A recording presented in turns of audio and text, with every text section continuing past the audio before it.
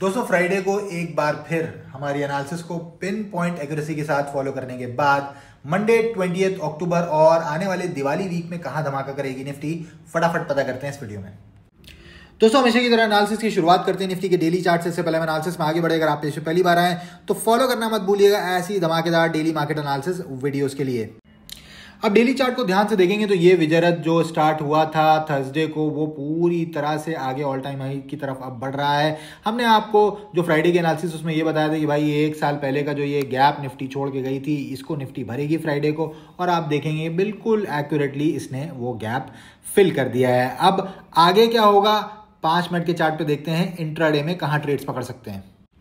दोस्तों हम आ चुके हैं निफ्टी के 5 मिनट के चार्ट पे और फ्राइडे की जो हमारी एनालिसिस थी उसमें हमने आपसे 25,611 ये वो लेवल था जहां हमने बोला था कि अगर फ्लैट ओपनिंग होगी इसके ऊपर कोई भी 5 मिनट की कैंडल क्लोज होगी तो हम बाइंग करेंगे। देखो भाई पहली कैंडल ये क्लोज हुई, ठीक, मार्केट थोड़ा सा ऊपर निकली, पलट के आ गई, एसएल हिट हुआ। कितने पॉइंट की कैंडल? 20 पॉइंट। एसएल कितने पॉइंट का गया? 10 पॉइंट का, 11 पॉइंट का मैक्स अगर आपने at the money call option buy किया होगा। अब आप इस कैंडल में फंसे रह गए तो भाई ये प्रॉब्लम आपकी साइकोलॉजी की है। उसके बाद पलट के दोबारा जो ये वाली कैंडल इस लेवल के ऊपर क्लोज हुई है, और आगे के लिए आपके लिए लर्निंग ये है कि हमारा कोई भी लेवल हो, एक कैंडल उसके ऊपर क्लोज होती है, पलट के मार्केट नीचे आ जाती है, एक बार अगर एसएल हिट होता है दोबारा उसी लेवल को अगर ब्रीच कर रही है और जो कैंडल ब्रीच कर रही है उसका हाई निकला है तो ये ट्रेड बिल्कुल नहीं छोड़ेंगे, क्योंकि ये ऑलमोस्ट श्योर शॉर्ट हमारे टारगेट तक जाएगा। ये मार्केट बेसिकली लिक्विडिटी हंट करती है, पहले वीक लोगों को बाहर निकालती है, और इसके बाद जो कैंडल इसके ऊपर क्लोज हुई सीधे 666 और 744 के जो हमने आपको लेवल दिए थे पिन पॉइंट एक्यूरेसी के साथ मार्केट ने उसको हिट करा और यहीं से डबल टॉप बनाकर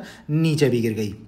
अब दोस्तों मंडे के लिए हम क्या कर सकते हैं? अगर बिल्कुल फ्लैट ओपनिंग हो जाती है, ऊपर का जो हमारा बाइंग लेवल रहेगा 25,755, इसके ऊपर कोई 5 मिनट की कैंडल क्लोज होगी उसका हाई निकलेगा, इसी कैंडल के लो का एसएल लगाकर मैं ऊपर के टारगेट्स के लिए जाऊंगा जो कि हो जाएंगे 25,788, 25,822, 25,871, 25,954 और 26,033 तक के।